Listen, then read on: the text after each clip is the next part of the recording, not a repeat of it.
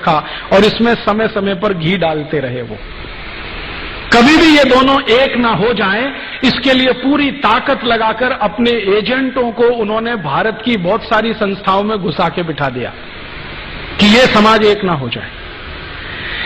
और इस तरह से बदस्तूर गाय कटती रही और हत्या होते होते करोड़ों की संख्या में पहुंच गई।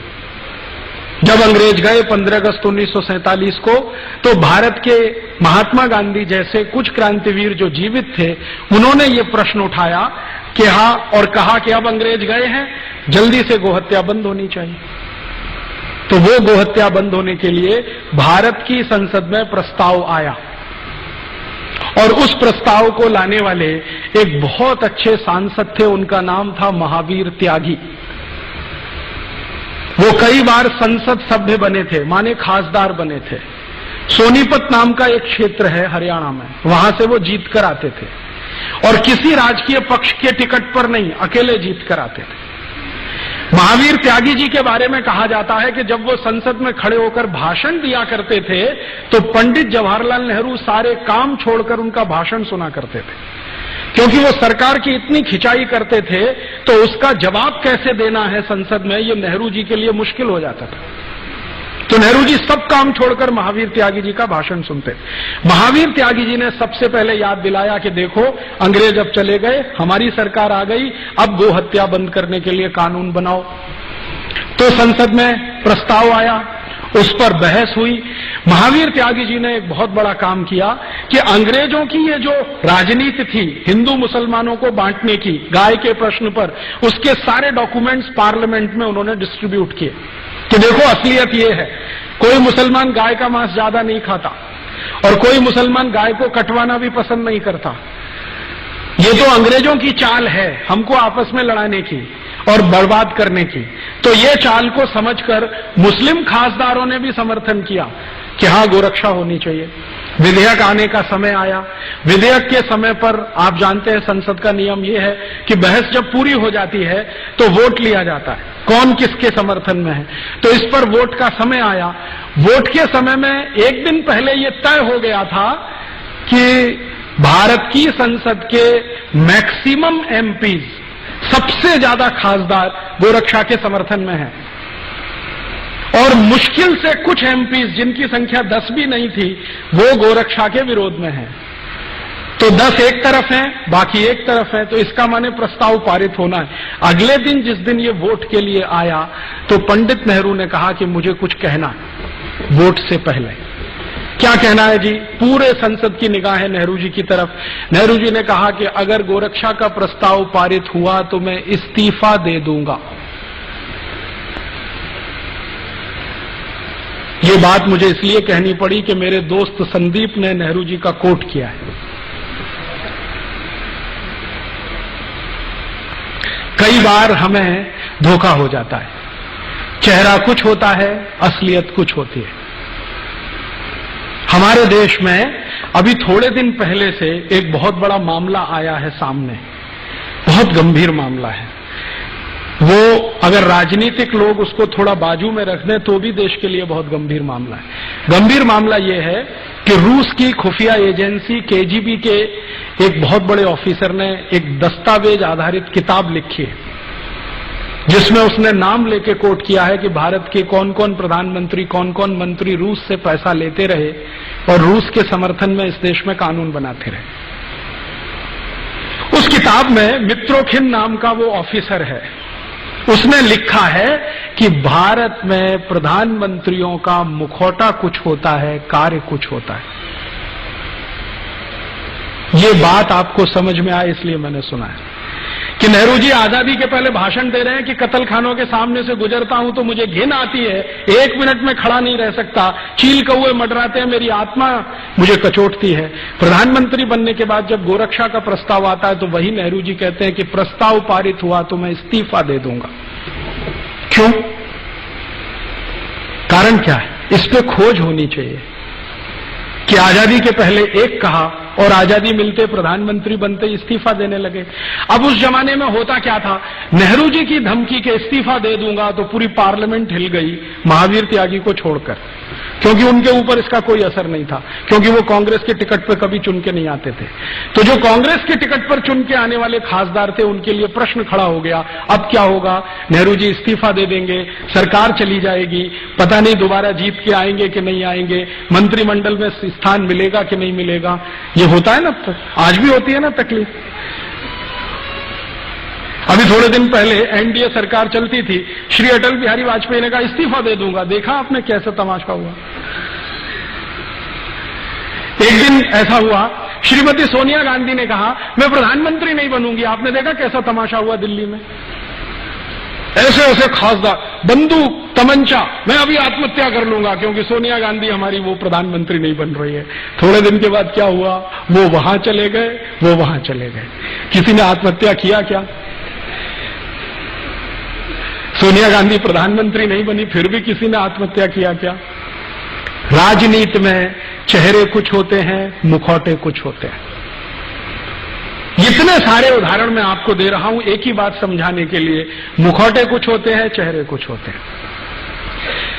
बिल्कुल जरूरी नहीं है कि कोई बात जो कह दी है उन्होंने पब्लिकली उस पर वो टिकेंगे, क्योंकि हिंदुस्तान की राजनीति का यही सबसे बड़ा दुर्गुण है। एक दिन बोलना, अरे मुझे तो गलत कोट किया है अखबार वालों ने, अखबार वाले सुना देंगे देखो तुमने बोला है, हाँ बोला है तो तुमने गलत अर्थ निकाल लिया इसका। अब कितने अर्थ होते हैं किसी शब्द के, ये पॉलिटिशियन से आप पूछिए। ये जो बीमारी है ना भारत में, नेहरू जी के समय से है, आज की नहीं है। मैं आपको ये समझाना चाहता हूं।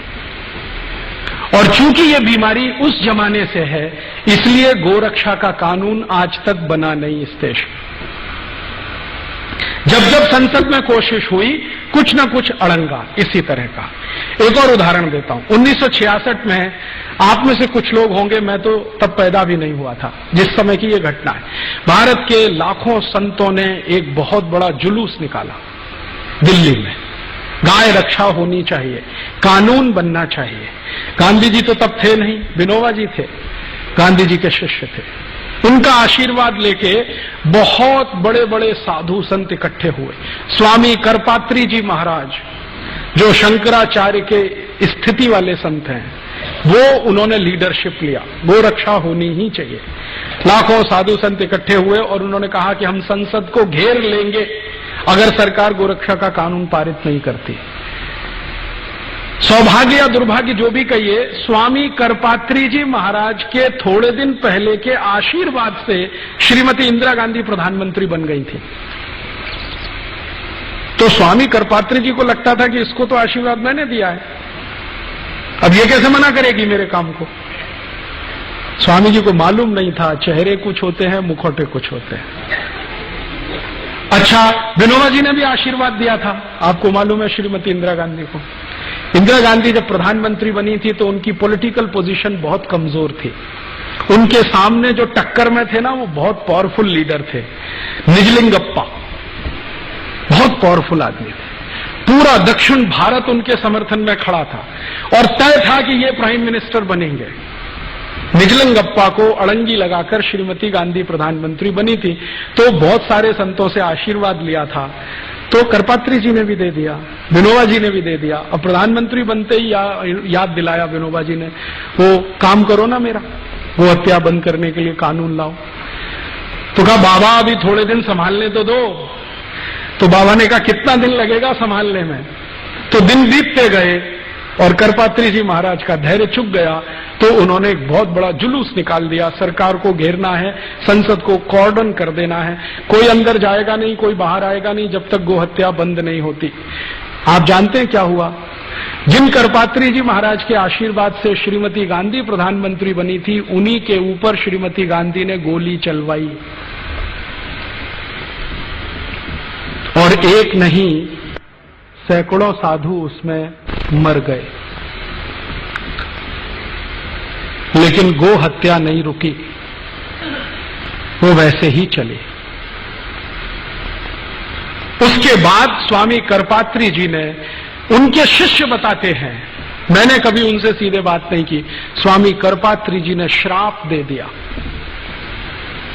और वो ये कहते हैं कि उसी श्राप का दुष्परिणाम है कि जिस तरह से श्रीमती गांधी ने गोलियां चलवाकर मरवाया था गोरक्षा भक्तों को, उसी तरह से श्रीमती गांधी मारी गई।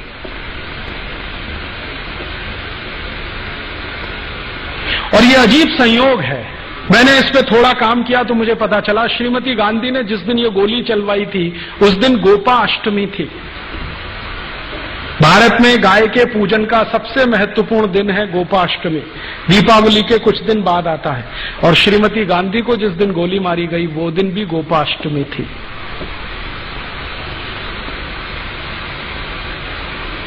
ये सब हुआ लेकिन गो हत्या नहीं रुकी। विनोबा भावे जिन्होंने आशीर्वाद दिया था श्रीमती गांधी को, वो जीवन के अंतिम दिनों में डिप्रेशन में चले गए। इतने डिप्रेशन में चले गए कि उन्होंने आत्महत्या कर ली, खाना पीना छोड़ दिया, जैन संतों की भाषा में कहूं तो संथारा ले लिया, और कॉन्स्टिट्यूशन की भाषा में कहूं तो आत्महत्या कर ली। इतने डिप्रेशन में गए विनोबा जी। और विनोबा जी बार बार एक प्रश्न पूछते थे कि मैं कोई बहुत बड़ी मांग नहीं कर रहा हूं, एक छोटी सी मांग है कि गाय का कत्ल बंद करा दो। कोई बहुत बड़ी मांग नहीं है, संसद के सब सदस्य मानते हैं, मेजोरिटी संसद इसके साथ में है। और उन्होंने कहा कि गाय का कत्ल बंद हो जाए तो ये देवनार कत्ल खाना बंद हो जाए जो मुंबई में चलता है, जिसमें 26,000 जानवर आज रोज कट रहे हैं, उस समय 11,000 कटते थे। छोटा सा प्रश्न था, नहीं हुआ और वो वहीं छूट गया। उसके बाद अभी थोड़े दिन पहले जब एनडीए सरकार आई तो बड़ी मुश्किल से एक बिल तैयार करके संसद में पेश किया गया कि गाय की हत्या तुरंत रुकनी चाहिए, कानून तुरंत बनना चाहिए। सवेरे बिल पेश किया गया, शाम को वापस ले लिया। श्रीमान अटल बिहारी वाजपेयी की सरकार ने सवेरे विधेयक पेश किया सरकार की तरफ से, शाम को वापस ले लिया, ये कहते हुए कि इस पे बाद में बहस होगी। मैं आपको ये सुनाकर क्या कहना चाहता हूं, हिंदुस्तान में गाय का कत्ल बंद हो जाए ये हमारी सद इच्छा है, लेकिन गाय का कत्ल चलता रहे उसके लिए कोई बहुत बड़ा षड्यंत्र है, वो समझना जरूरी है। हमारी तो सद इच्छा है कि गाय का कत्ल नहीं होना चाहिए, लेकिन कोई बहुत बड़ा षड्यंत्र है इस देश में जो गाय के कत्ल को लगातार चालू रखना चाहता है। जब भी संसद में इस तरह की बहस होती है कुछ न कुछ इस तरह के सवाल खड़े हो जाते हैं। एक दिन तो मैं खुद संसद की दर्शक दीर्घा में था, उस दिन बहस हो रही थी इसी गोरक्षा के प्रश्न पर। मैं गया था कि आज देखें सांसद कौन किस समर्थन में है, कौन किस पक्ष में। सारे सांसद एक बाजू में स्वर से बोल रहे हैं कि गोरक्षा होनी चाहिए। मुस्लिम सांसद जीएम बनात वाला ने कहा कि अगर बिल पास होता है तो पहला वोट मेरा, गोरक्षा के समर्थन में। उनके साथ दूसरे मुस्लिम सांसद खड़े हो गए, हमारी आपत्ति नहीं है, आप कानून बनाइए। अभी एक महिला खड़ी हो गई, उसका नाम है सुश्री ममता बनर्जी। उसने कहा गाय का मांस खाना मेरा मौलिक अधिकार है, उसका क्या होगा?